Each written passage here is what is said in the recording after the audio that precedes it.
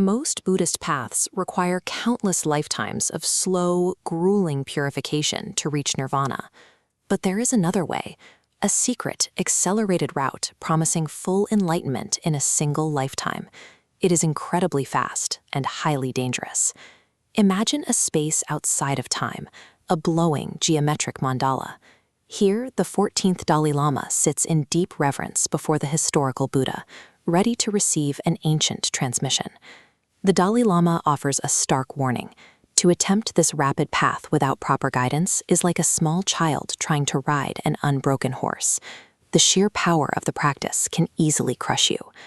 The Buddha reveals the logic of this system, known as Vajrayana. Rather than slowly building the causes for enlightenment over eons, this is the path of the fruit. You bypass the wait by meditating and acting as if you are already a fully realized Buddha right now. This initiation is an invitation into a specific, rigorous lineage. Accessing this rapid path requires a direct transmission of power from a teacher, a formal empowerment ceremony that ensures the practice remains effective and pure. Before anyone is allowed to handle the psychological lightning of Tantra, the Dalai Lama explains a student must first complete Gondro, an exhausting phase of preliminary practices. This phase tests physical and mental endurance.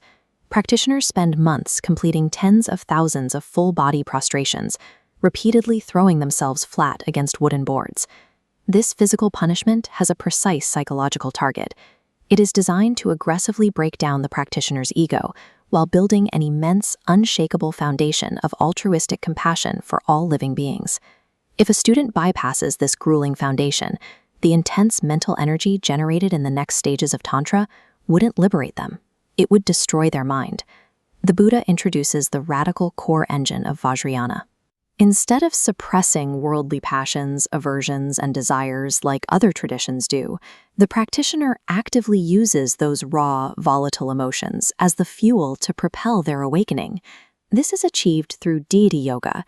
The student visualizes themselves entirely as a specific enlightened being, taking on their divine qualities to completely rewire how they perceive reality. These beings are rarely peaceful. Many are intentionally terrifying and wrathful, adorned with skulls and standing in fire. They represent the fierce, violent energy required to cut through deep-seated human illusions. To hold these intense visualizations, practitioners deploy specific cognitive tools. They chant rhythmic syllables called mantras, construct complex maps called mandalas, carefully controlling altered states of consciousness. By pulling taboo impulses into the light and transforming them into spiritual fuel, the human mind weaponizes its flaws. The obstacles themselves become the path to an unstoppable awakening. The initiation moves to its pivotal next phase. The Buddha extends his hands, passing two sacred ritual tools to the Dalai Lama. The Dalai Lama holds up the first tool, the Vajra, a Sanskrit word meaning both diamond and thunderbolt. This heavy metal implement represents the masculine principle. It embodies indestructible compassion and the dynamic, skillful action required to help others in the physical world. He then raises the second tool, the ritual bell. The hollow resonance of the bell represents the feminine principle. It is the pure, transcendent wisdom that understands all things are ultimately empty of a fixed, independent self. The Dalai Lama crosses his wrists, holding both tools at once. True awakening in Vajrayana is impossible with just one or the other. It only happens when skillful action and pure wisdom are perfectly, permanently united within the mind. The Dalai Lama asks the Buddha the final question. Once the deity is fully realized in the mind, and the world is perceived as perfectly pure, what comes next? The Buddha outlines the final phase, the completion stage. Here, the practitioner must intentionally dissolve all the complex visualizations, the rituals, the mantras, and even the deity itself, collapsing everything into absolute emptiness. By stripping away these constructed images, the practitioner is left with the raw mechanics of the mind. In this void, the distinction between subject and object collapses, revealing a state of continuous bliss that arises naturally from the direct perception of the true nature of reality. This is Dzogchen, the great perfection. All mental effort ceases. The mind simply rests entirely in its own natural, luminous, and awakened nature. But the Buddha clarifies one absolute rule. This supreme state is never achieved as a personal escape hatch from suffering.